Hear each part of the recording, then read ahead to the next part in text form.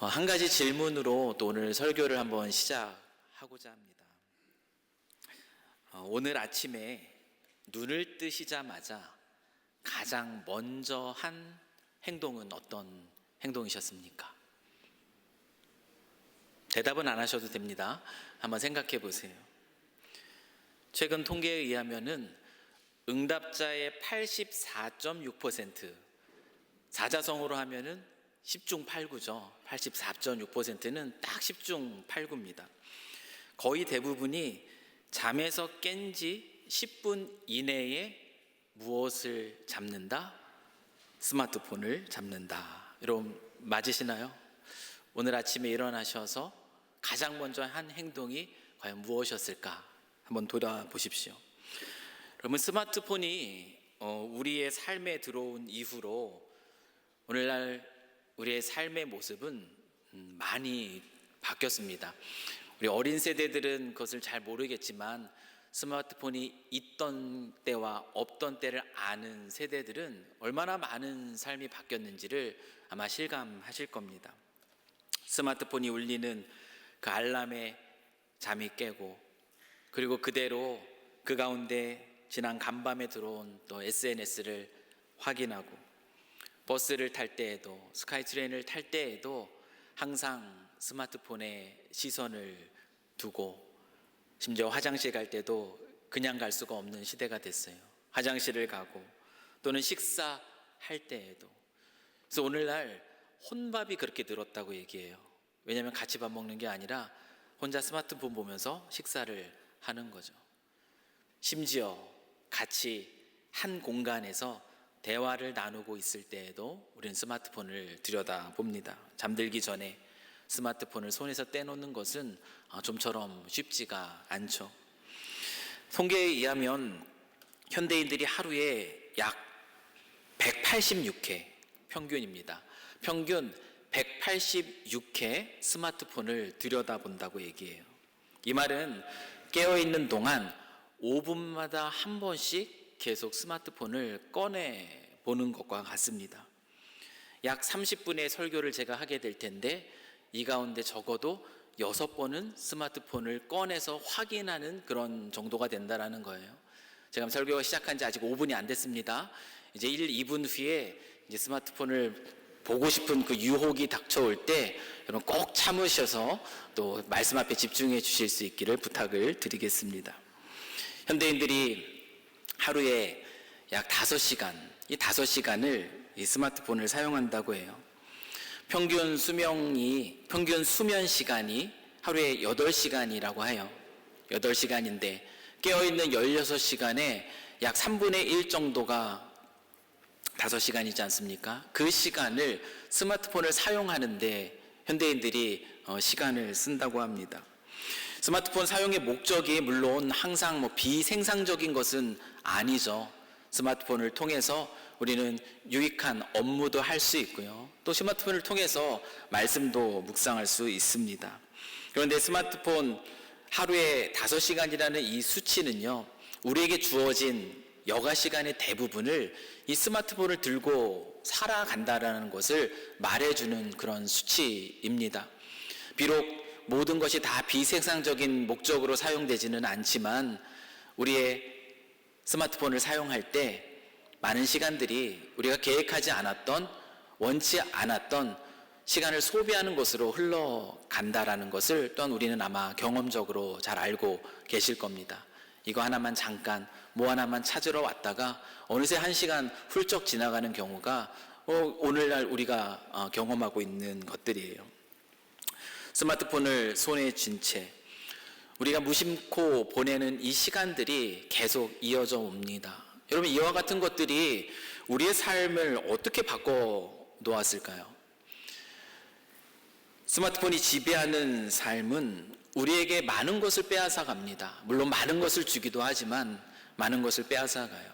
그 대표적으로 우리에게서 빼앗아 간 것이 무엇이냐면 집중력이에요. 집중력을 빼앗아 갔습니다. 그리고 또한 깊이 있게 사고할 수 있는, 깊이 있는 그 사유, 그 생각하는 것을 마비시켜 버렸습니다. 이것은 우리의 일반적인 삶의 영역 영역에서뿐만 아니라 우리의 영적인 영역에도 얼마나 심각한 영향을 끼치는지 모릅니다.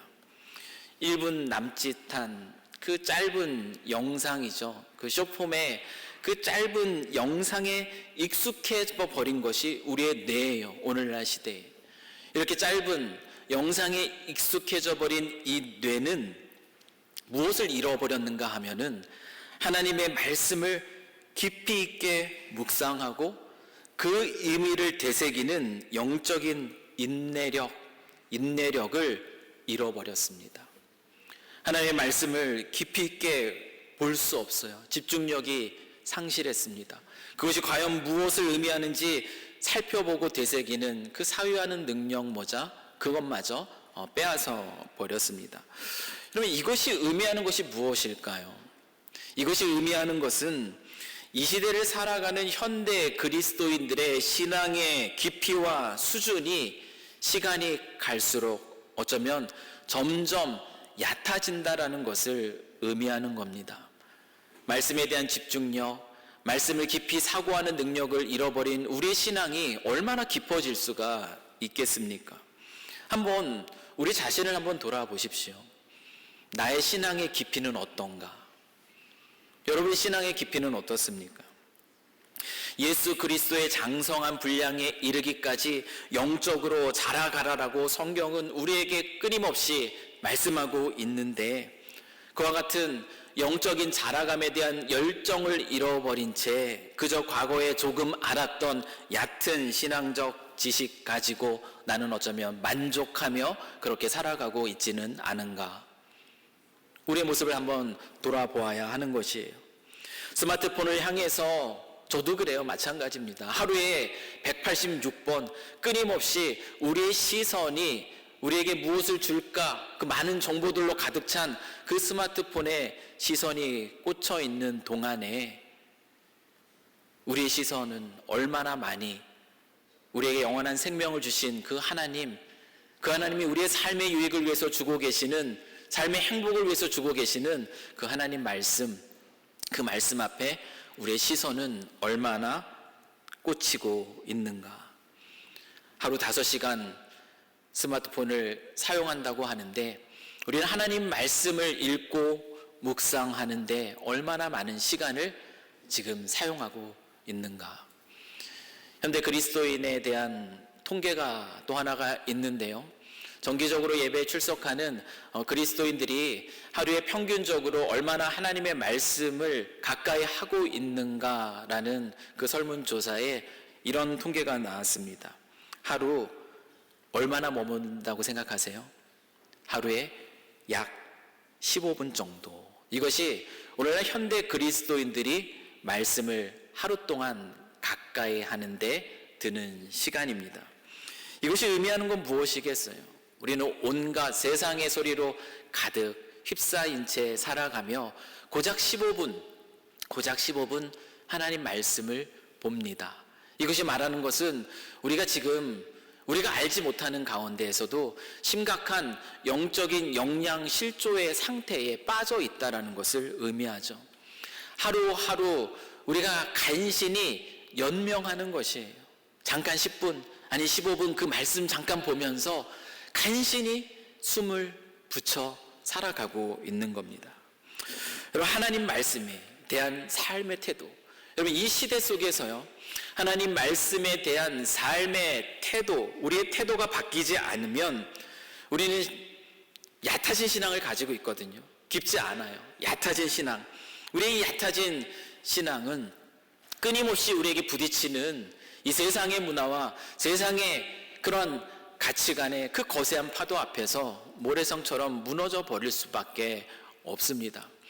우리가 이 시대를 살아가면서 오랫동안 신앙생활을 해왔지만 늘 그 삶 속에서 힘들어하고 어려워하고 흔들리는 이유는 우리의 얕아진 그런 영성 때문입니다.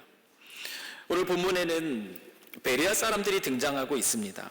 성경이 그들에 대해서 많은 것을 이야기하고 있지는 않아요. 그런데 베레아 사람들은 오고 가는 모든 세대의 사람들에게 하나님의 말씀인 성경을 마주하는 태도에 있어서 가장 영광스러운 기록을 우리에게 남겨주고 있습니다.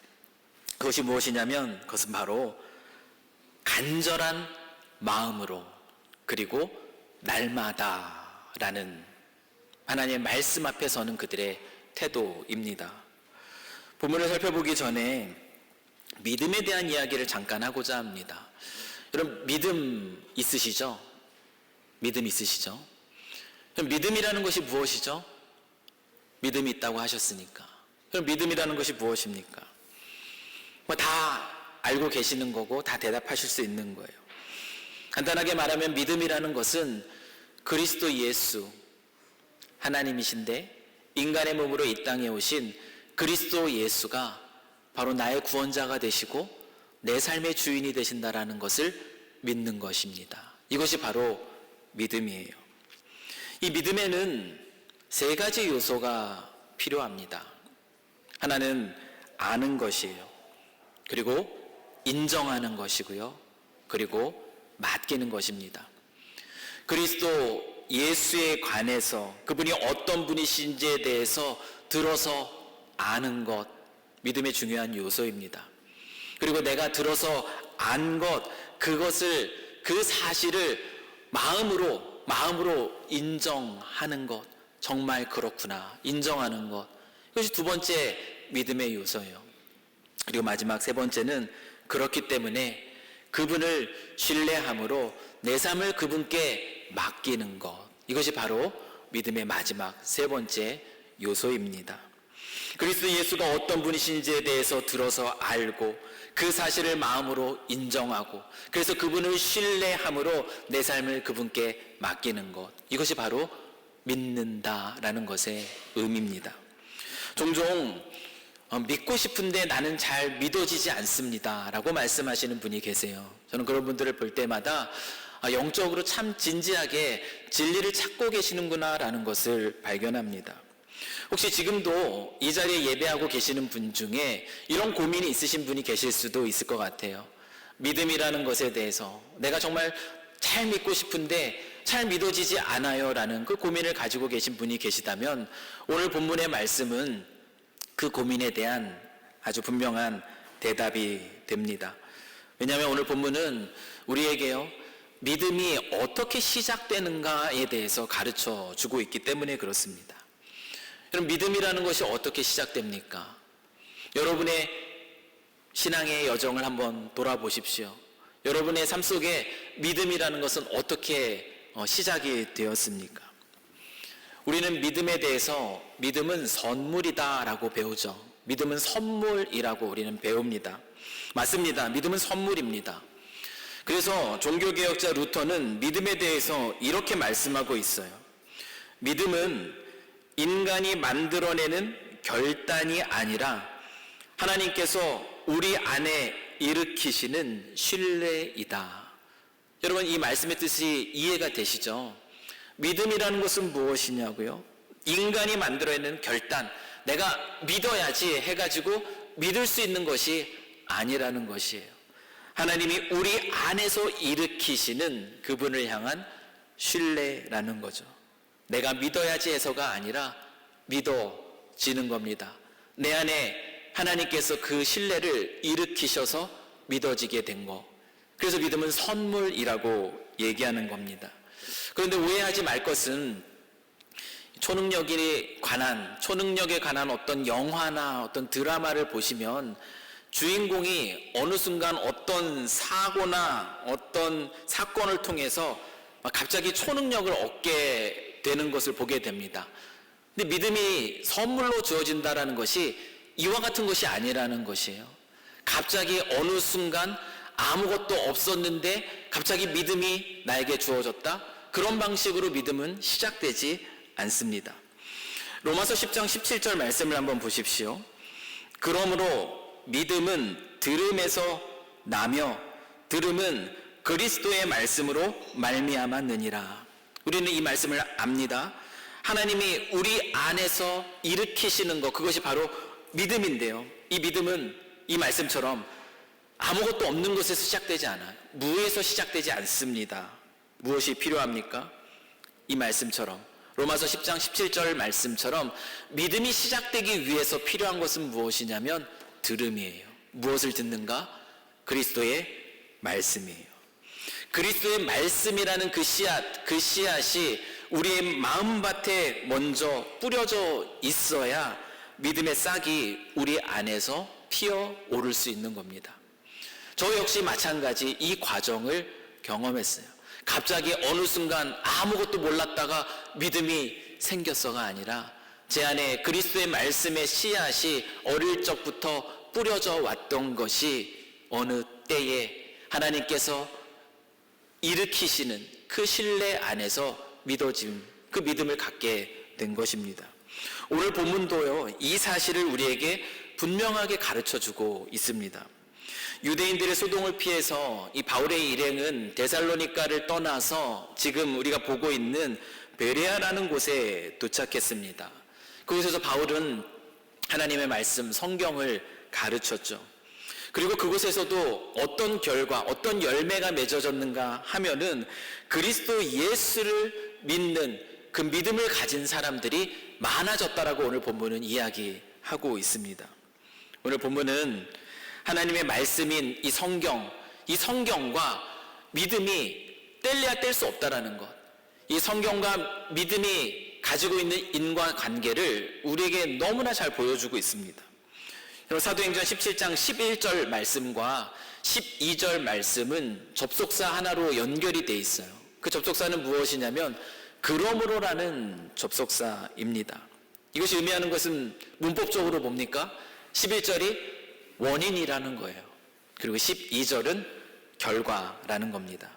영어 번역은 좀 더 명확하죠. 12절 말씀을 보면은 as a result라고 그 결과로서라고 분명하게 우리에게 명확하게 원인과 결과 이것을 보여줍니다. 우리 사도행전 17장 12절의 말씀을 보십시오.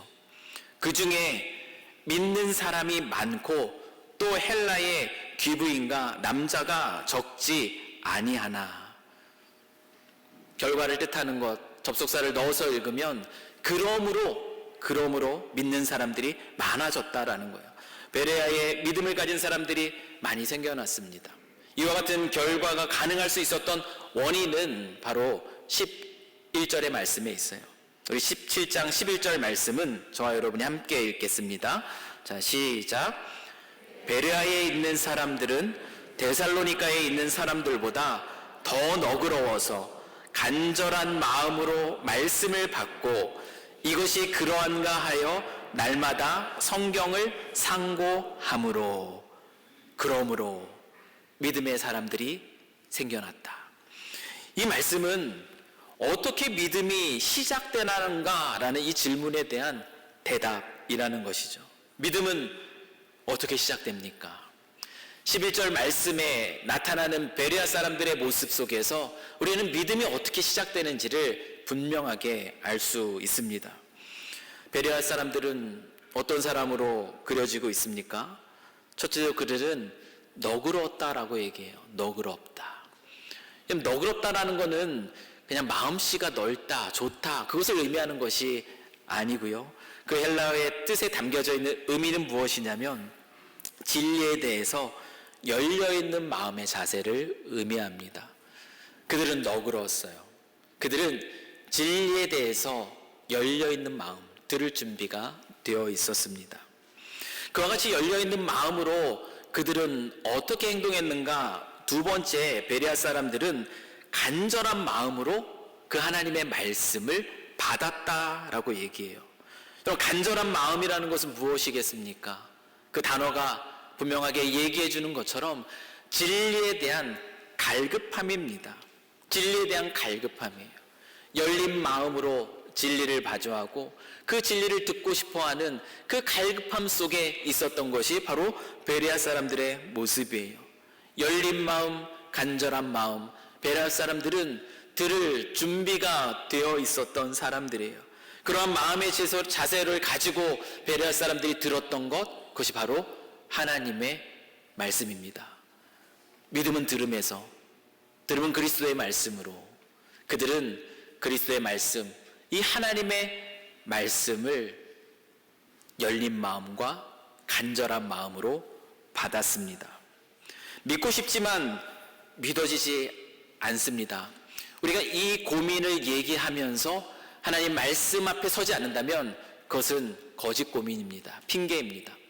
그러나 내가 믿고 싶습니다. 근데 잘 믿어지지 않아요. 라는 진짜 진리에 대한 고민이 있다면 우리가 달려가야 할 자리는 어디인가 하면은 바로 하나님의 말씀이에요. 열린 마음으로 내가 듣겠습니다. 간절한 마음으로 정말 갈급합니다 라는 마음으로 우리가 하나님 말씀 앞에 달려갈 때에 언젠가 하나님께서 그리스도의 그 말씀이 우리 안에서 싹트게 하실 겁니다. 그때 믿어지는 그 경험 속에 하나님을 예배하게 될 것이에요. 세 번째로 소개되는 이 베레아 사람들의 모습은 무엇이냐면 어떤 모습입니까? 바울이 전해준 그 말씀이 정말 그러한가? 성경 속에 나타나고 있는 말씀인가? 그들이 날마다 성경을 상고했다라고 얘기합니다. 여기서 말하고 있는 이 상고했다라는 것은 법적 용어라고 합니다. 철저하게 조사한다라는 의미가 있어요. 그들은 바울에게 성경을 풀어주는 이야기를 들었습니다. 그들은 간절한 마음으로 그것을 받았죠. 그리고 말씀을 듣고 그냥 그런가 보다 하고 넘겨버리는 것이 아니라 그 말씀을 듣고 정말 그러한가? 성경이 정말 그 진리를 담고 있는가? 날마다 진지하게 성경을 보고 성경을 살폈다라고 이야기합니다. 진리에 대한 열린 마음을 가지고 있던 그 베레아 사람들은 간절한 마음으로 그 하나님의 말씀을 받았고, 그리고 그들은 들은 말씀이 진짜인지 날마다 하나님의 말씀을 살피며 연구했어요. 오고 가는 그 모든 세대 속에서 하나님의 말씀을 대하는 가장 아름다운 자세를 베레아 사람들은 이렇게 우리에게 드러내 보여주고 있습니다. 하나님 말씀에 대한 베레아 사람들의 이와 같은 태도의 결과가 바로 믿음의 시작, 그러므로로 연결되는 믿음의 시작이라는 열매로 맺힌 겁니다. 여러분, 믿음이라는 것은 이렇게 시작이 됩니다. 그런데 오늘 이 믿음의 시작에 대한 이 기록을 보면서 한 가지 더 생각해 보고 싶은 것이 있어요. 그것이 무엇이냐면 하나님의 말씀에 대한 베레아 사람들의 이와 같은 태도는 믿음이 시작되는 데 있어서도 너무나 중요한 태도이고요. 한 가지 더 나아가서 시작된 그 믿음을 가지고 있는 우리들인데요. 우리의 믿음이 자라가는 데 있어서도 베레아 사람들의 이와 같은 마음의 자세와 태도는 우리에게 유익하다라는 거죠. 믿음의 시작이라는 것은 단절된 하나님과의 관계가 회복됐다라는 것을 의미합니다. 말씀을 통하여서 하나님을 받아들임으로 단절된 하나님과의 관계가 회복되었어요. 믿음의 시작입니다. 믿음의 성장이라는 것은 무엇이겠습니까? 하나님과의 그 친밀함의 관계가 계속 깊어지는 것, 이것이 바로 믿음의 성장입니다. 우리 안에서 이 믿음이 시작되고 이 믿음이 성장하게 되는, 이 자라가게 되는 데 있어서 빠질 수 없는 너무나 필요한 그 영적인 자양분이 되는 것, 그것은 바로 하나님의 말씀이라는 것이에요. 이 하나님의 말씀이 없이는 우리의 믿음은 시작되지도 않고 우리의 믿음은 자라지도 않는다라는 거죠. 베레아 사람들의 모습에서 발견하는 것처럼 하나님의 말씀을 사모하는 이 간절한 마음, 그리고 날마다 하나님의 말씀을 읽고 묵상하고 연구하는 이 거룩한 습관, 이 경건의 습관이 만날 때 우리의 믿음은 성장합니다. 우리가 오랫동안 신앙생활을 하고 있다 할지라도 나의 믿음이 성장하지 않고 있다면 그 이유는 여기에 있습니다. 하나님의 말씀을 내가 간절히 사모하고 있는가? 내가 그 말씀을 날마다 읽고 묵상하며 연구하고 있는가? 이 간절한 마음과 이 거룩한 습관이 내 삶 속에서 만나고 있는가? 이 만남이 없을 때 우리의 신앙은 성장하지 않는 거예요. 얕은, 얄팍한 그 신앙으로 간신히 버티게 되는 거죠. 사랑하는 성도 여러분, 우리의 아버지가 되시는 그 하나님이 그의 자녀인 저와 여러분, 우리들에게 원하시는 것이 무엇일까요? 그럼 하나님 우리에게 원하시는 것이 무엇이겠습니까? 하나님 우리에게 원하시는 것은 마치 부모가 자녀들을 바라볼 때에 성장하지 않는 자녀를 바라볼 때는 너무 마음이 아파요. 육체적으로도 성장하고 마음으로도 성장하고 영적으로도 성장하고, 그게 부모가 바라는 유일한 것 아니겠습니까? 마찬가지로 우리의 아버지 되신 하나님이 저와 여러분을 보시면서 우리에게 원하시는 것은 무엇이냐면 우리가 건강하게 성장하는 겁니다. 영적으로 하나님과의 그 관계에 있어서 그 친밀함의 깊이가 더 깊어지는 것, 영적으로 성장하는 것을 하나님은 우리에게 원하신다라는 거예요. 그럼 왜 하나님은 우리에게 이걸 원하실까? 여러분, 에베소서 4장 13절 14절 말씀을 한번 보십시오. 우리가 다 하나님의 아들을 믿는 것과 아는 일에 하나가 되어 온전한 사람을 이루어 그리스도의 장성한 분량이 충만한 데까지 이르리니. 하나님은 우리가 이렇게 영적으로 자라가기를 원하세요. 그런데 그 이유가 무엇이냐면 우리가 이제부터 어린 아이가 되지 아니하며 사람의 속임수와 간사한 유혹에 빠져 온갖 교훈의 풍조에 밀려 요동하지 않게 하려 함이라.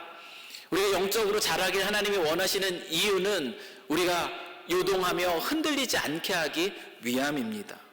영적으로 자라감의 가장 큰 유익은 바로 여기에 있습니다. 사람이나 환경이나 어떤 악한 대적의 시험이나 공격 등 어떤 이유 속에서도 영적으로 성숙한 사람은 쉽게 요동하지 않는다라는 거예요. 쉽게 흔들리지 않는 겁니다. 쉽게 낙심하거나 쉽게 좌절하거나 쉽게 무너지지 않는다라는 거예요.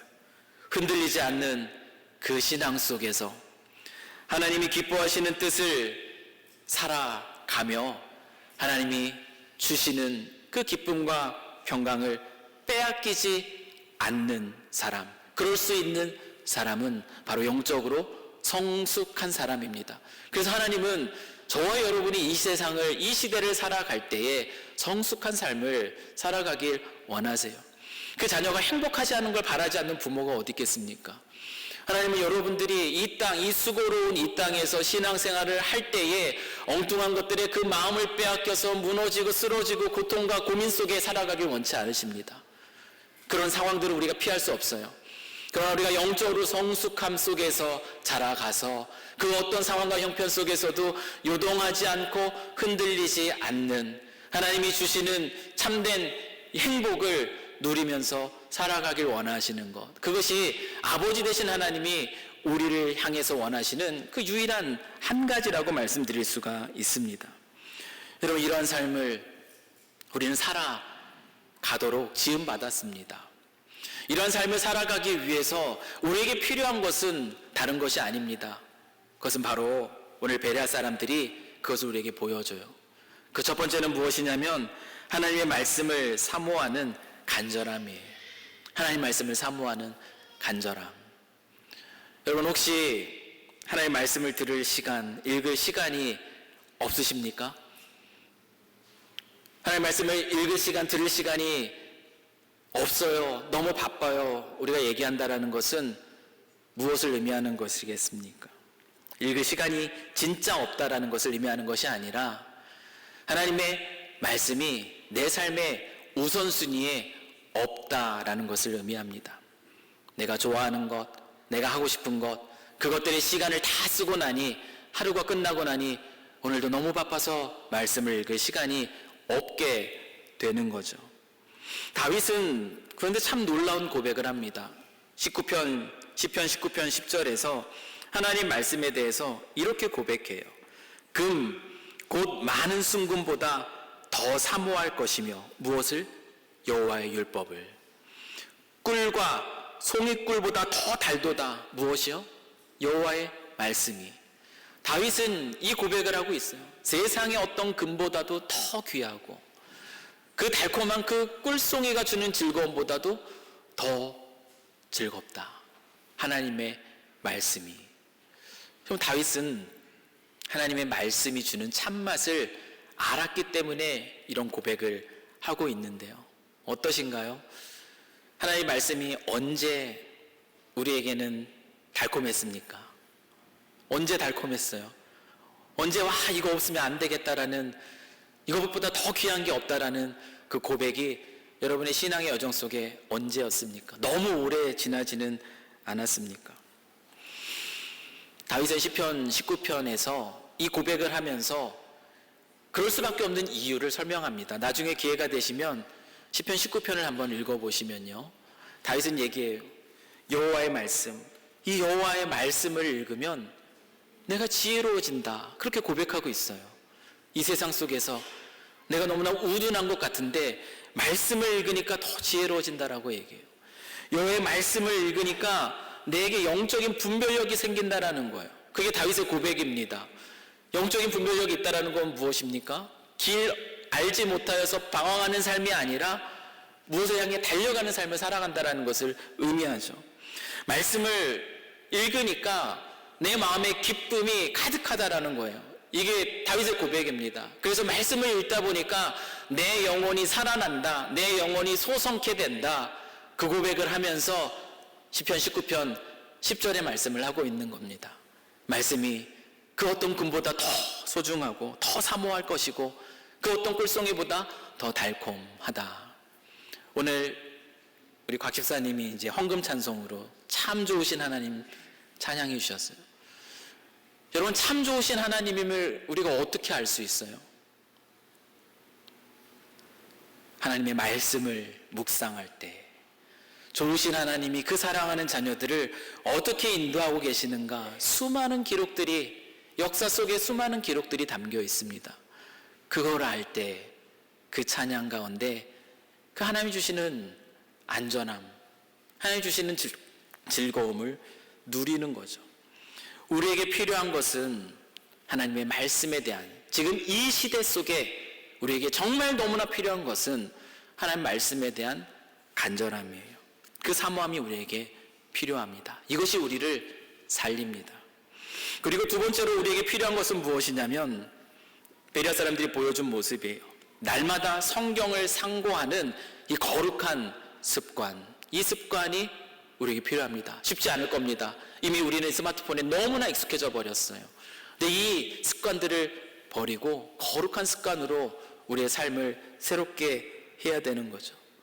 여러분, 주일날 이 자리에 나와 예배드리면서 주의 말씀 듣는 거 너무나 귀한 선택입니다. 그런데 주일 고작해야 30분 선포되는 이 하나님 말씀을 가지고 일주일을 살아낼 수가 없습니다. 영적인 영양실조, 영적인 기근 앞에서 메마른 삶을 살아갈 수밖에 없습니다. 우리에게 필요한 것은 무엇이냐면 매일매일 이 베레아 성도들이 보여줬던 것처럼 하나님의 말씀을 읽고 묵상하고 연구할 그 시간들을 우선적으로 우리가 확보해야 한다라는 것이에요. 간절한 마음으로 말씀을 받고 그것을 날마다 묵상하며 연구할 때, 그때 그 말씀이 우리 안에서 놀랍게 역사하기 때문에 그렇습니다. 그 말씀이 나를 새롭게 하는 것이에요. 그 말씀이 나의 성품을 그리스도의 성품으로 변화시켜주고, 그의 말씀이 나로 하여금 영적인 지혜와 분별력을 주셔서 나의 선택이 세상적인 것이 아니라 하나님이 기뻐하시는 선택으로 나아가게 하는 것이고, 그러면서 우리의 영혼은 그 말씀이 주는 수많은 하나님에 대한 진리 때문에 기뻐하는 거예요. 하나님 나를 지키시는구나, 하나님 나를 보호해 주시는구나, 안전함, 하나님이 나를 이렇게 돌봐주셨구나, 감사함, 하나님이 나에게 이 약속을 이루어 주시는구나, 그 소망, 그분 안에서 그래서 기뻐하고 즐거워하는 것이죠. 스펄전 목사님은 이렇게 말했습니다.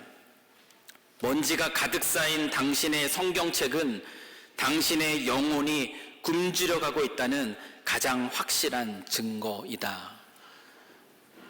성경 얼마나 자주 보고 계십니까? 주일날 갈 때 그 자리에 잘 놓고 가셨다가 그리고 그때만 딱, 이것이 우리가 성경을 대하는 자세라면 우리의 영혼은 이미 굶주림 속에 있는 것이죠. 다시 한번 말씀드립니다.